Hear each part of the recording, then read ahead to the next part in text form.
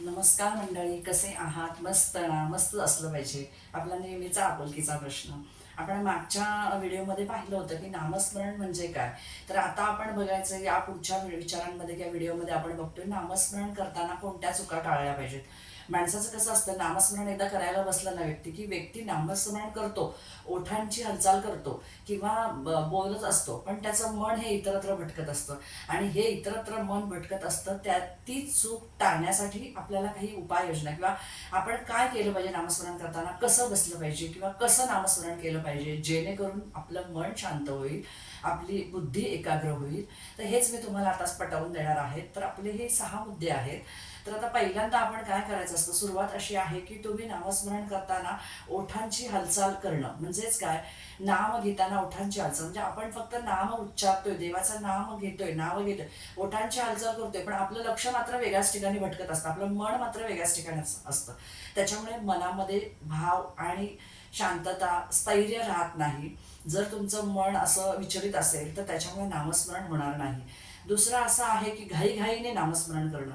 घाईघाईने नामस्मरण करणं म्हणजे काय, तर मला आता नामस्मरण करायचंय, मी पटपट पटपट नामस्मरण करतोय, रोज करायचं म्हणून मी आज करतोय आणि मला परत पुढे निघून जायचं. त्याच्यामुळे काय होतं की तुमच्यामध्ये एकाग्रता वृत्ती राहत नाही आणि तुम्हाला ते काय करतोय हे सुद्धा कळत नाही.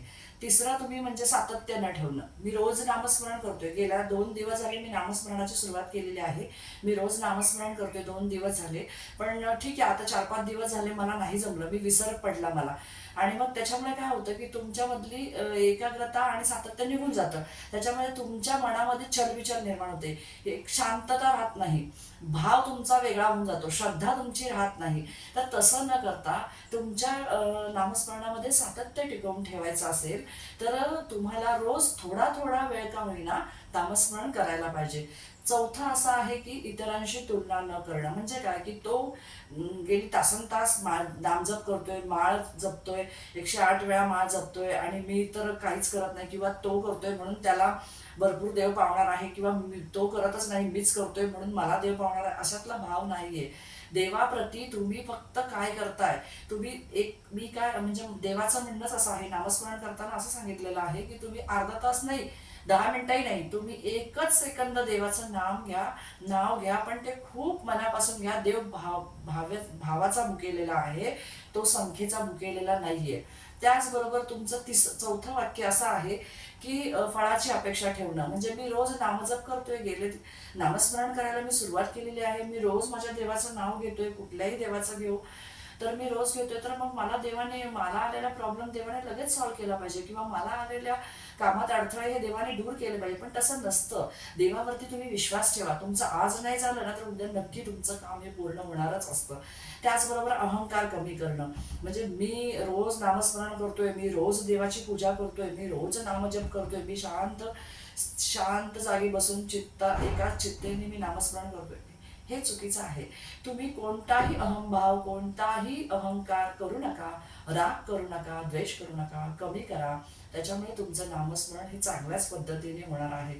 त्याचबरोबर आपण बघतो की नामस्मरण करताना काय होतं की आपण बघितलं की घाईघाईने नामस्मरण करू नये, ओठांनी नाम घेणं, सातत्य न टिकवणं, इतरांशी तुलना करणं, त्याचबरोबर फळाची अपेक्षा न ठेवणं, त्याचबरोबर अहंकार कमी करणं, हे नामस्मरण करताना लोकांच्या बऱ्याचशा चुका होतात. पण ह्या चुका टाळाव्यात म्हणूनच आपल्याला परमेश्वराने ह्या काही गोष्टी सांगून ठेवलेल्या आहेत. जे काही आपण विचार सांगतो या विचारांमध्ये मांडण्याचा प्रयत्न केलेला आहे. तर मी एक सरळ सोपं साधं उदाहरण तुमच्यासमोर मांडण्याचा प्रयत्न करते, जेणेकरून त्याच्यातनं आपल्याला सरळ आणि सोप्या भाषेमध्ये समजण्यासाठी आपल्याला फायदा होईल. एक सुनील आणि एक अमोल हे दोन सख्खे मित्र असतात. अमोल हा रोज 108 वेळा नामजप करतो किंवा माळ जपत असतो, तासन तास बसून तो नामजप करतो, पण त्याचं लक्ष मात्र मोबाईलमध्ये असतं, इतरत्र असतं. तो इतरत्र सगळीकडे त्याचं मन भटकत असतं. त्याच्यामुळे तो काय करतोय, अर्धा तास जरी दिला तरी तो करतोय काय हे त्याला कळत नसते. त्याच्याच उलट तुम्हाला मी सांगते की जो सुनील आहे, सुनील फक्त 10 मिनिटं नामजप करतो, पण त्याचं मन हे एकाग्र चित्तेने परमेश्वराशी जोडलेलं आहे. त्याचा भाव परमेश्वराप्रती आहे, त्याच्या भावना, त्याची एकाग्रता, त्याचं सातत्य, त्याची श्रद्धा ही एकरूपाने एकरूप झालेली आहे परमेश्वराबरोबर. आणि म्हणूनच तो 10 मिनिटं नामजप करतो, तर त्याला त्याच्या फळाची अपेक्षा तो ठेवत नाही. त्याचबरोबर देव त्याला मन शांत ठेवतो. त्याला असं वाटतं की माझं मन खूप शांत आहे, मी थोडा वेळ जरी नामजप केला तरी चांगलं, माझं मन हे शांत राहतं. मग एक दिवस काय होतं की अमोल सुनीलला भेटतो आणि अमोल म्हणतो, अरे मी तर 108 वेळा नामजप करतो, माळ जपतो, पण मला काहीच त्याच्यामधून अनुभव आलेला नाहीये किंवा फरक पण वाटत नाहीये. पण तू तर फक्त 10च मिनिटं नामजप करतो, पण तुला असं वाटतं की नामजप केल्याशिवाय तुला शांत वाटत नाही, मनाला शांती वाटत नाही. तर याच्यामध्ये फरक काय? तर तेव्हा त्याच्यामधला दोघांमधला फरक असा आहे की तुम्ही 1 मिनिटं करा किंवा 10 मिनिटं करा किंवा 108 वेळा करा, फक्त तुमचा भाव आणि विश्वास परमेश्वराप्रती असणं गरजेचं आहे.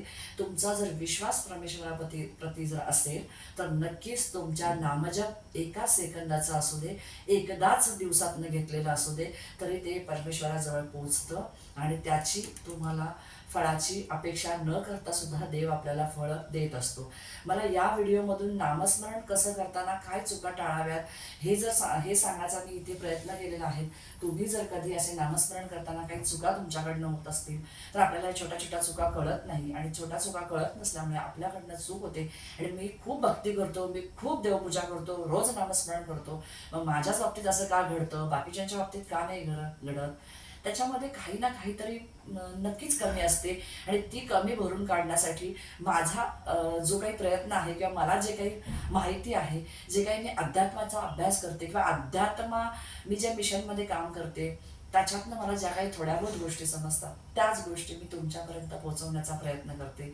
आणि मला एवढंच म्हणायचं आहे की याच्यापुढे आपण आता जसं बघितलं की नामस्मरण करताना कोणत्या चुका टाळाव्यात, त्याचबरोबर नामस्मरण करण्याचे फायदे काय आहेत याच्या पुढच्या व्हिडिओमध्ये मी सांगणार आहे. तर तुम्हाला माझी आत्ता जो काही विचार सांगितले, जे आत्ता मी विचार सांगितले ते कसे वाटले? जर तुम्हाला माझे विचार आवडले असतील तर नक्की चॅनलला लाईक करा, शेअर करा आणि हो, चॅनलला सबस्क्राईब करायला विसरू नका बरं का. तुम्हाला असेच नवीन व्हिडिओ जर अध्यात्माबद्दलची माहिती, देवाबद्दलची, परमेश्वराप्रती असलेली भावना जाणून घ्यायची असेल, माझ्या व्हिडिओबद्दल तुम्हाला अजून विचारांची अपेक्षा असेल तर माझ्या चॅनलबरोबर जुळून राहा. आणि माझं चॅनल नवीन आहे, कोरं आहे, सबस्क्राईब करायला विसरू नका.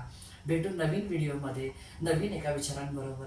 आणि असेच तुमच्याबरोबर नवनवीन व्हिडिओ घेऊन मी तुमच्याबरोबर येईल आणि भेटेल आणि विचारांची देवाणघेवाण होईल. कमेंट करा, कमेंटचं उत्तर मी नक्की देईल. भेटू नेक्स्ट ब्लॉगमध्ये. धन्यवाद मंडळी.